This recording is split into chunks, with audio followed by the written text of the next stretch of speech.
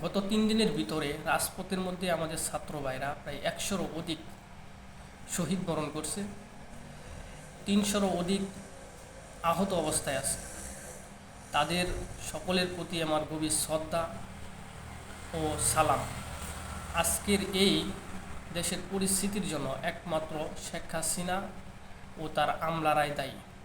তাদের হিংসাত্মপরায়ণ এবং তাদের ক্ষমতার অপব্যবহারের জন্য আজকে দেশের এই পরিস্থিতি। তারা বিগত 15 বছর যাবৎ যেভাবে দেশকে পরিচালনা করে আসতেছে, তারা একই নিয়মে চাইছিল এই আন্দোলনটাকে দমাইতে এবং ছাত্রদেরকে করতে দমানোর চেষ্টা করছিল, কিন্তু তারা এটা করতে গিয়ে হিতে বিপরীত হয়েছে এবং এই আন্দোলনটা সারা বাংলাদেশের মধ্যে ছড়ায়া ছিটায় গেছে। এখন তাদের পক্ষে আর এটাকে সামাল দেওয়া কোনো মোটেই পসিবল হইতেছে না। অনেক সমস্যার সম্মুখীন তারা হয়ে গেছে। তাই আমাদের ছাত্র ভাইদেরকে আমি বলবো, যেহেতু আমাদের ছাত্র ভাইরা শহীদ হয়ে গেছে 100-রও অধিক, আজকে যদি এই সরকারের সাথে সমঝোতায় বসে আলোচনায় বসে যদি একটা সমঝোতা করে কোনো একটা ডিসিশনে যায়, তারপরেও কিন্তু আমাদের শহীদ ভাইরা কিন্তু ফিরে আসবে না। আর এই সরকার তার এই যে অরাজকতা এবং এই যে দেশের মধ্যে যে অনৈতিকতা কার্যকলাপ সে চালায় যাইতেছে, এটা পরবর্তীতে আরও বিস্তার লাভ করবে।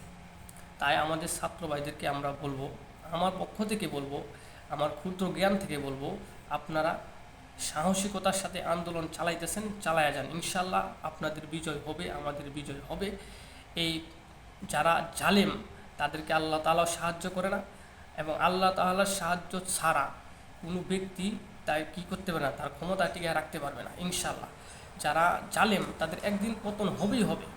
তাই এই মাঝ রাস্তার মধ্যে আপনারা আন্দোলন অব্যাহত করবেন না, এই সরকারের সাথে কোনো প্রকার সমঝোতায় যাবেন না।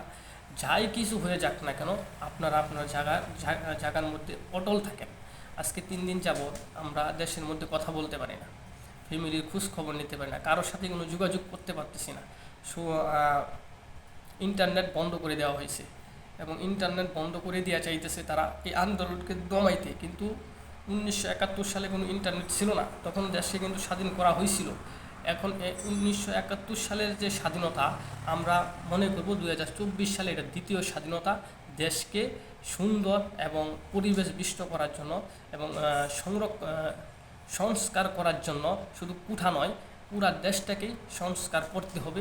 এই মনোভাব নিয়ে আপনারা আপনাদের মনোভাব শক্ত করেন এবং রাজপথে থাকেন।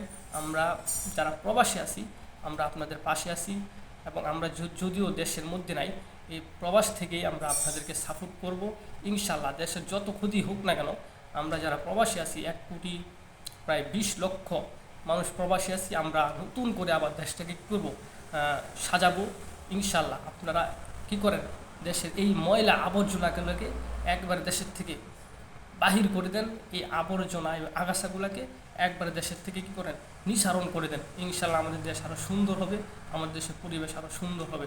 আসসালামু আলাইকুম রহমতুল্লাহি ওয়া বারাকাতুহু।